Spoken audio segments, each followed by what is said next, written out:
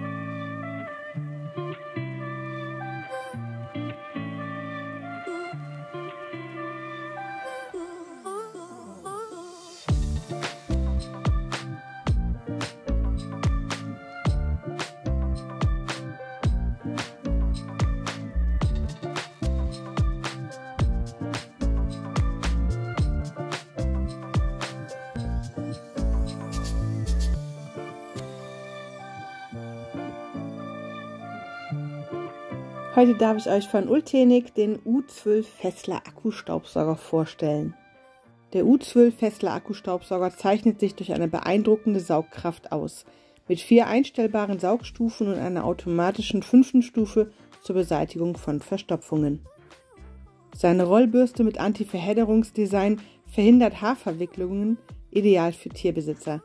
Als vielseitiges Gerät dient der U12 Vesla sowohl als aufrechter Staubsauger für Böden und Teppiche und auch als Handstaubsauger für Vorhänge und Autoinnenräume.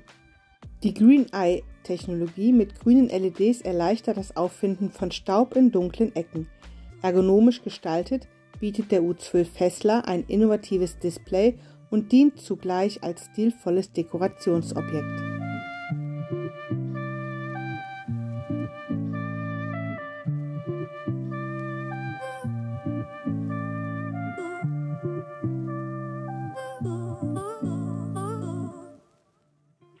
Der U12 Vesla ist bei ultenic.de bis zum 23. März im Sonderverkauf mit dem exklusiven 30-Euro-Code U12VKATJA für nur 109,99 €.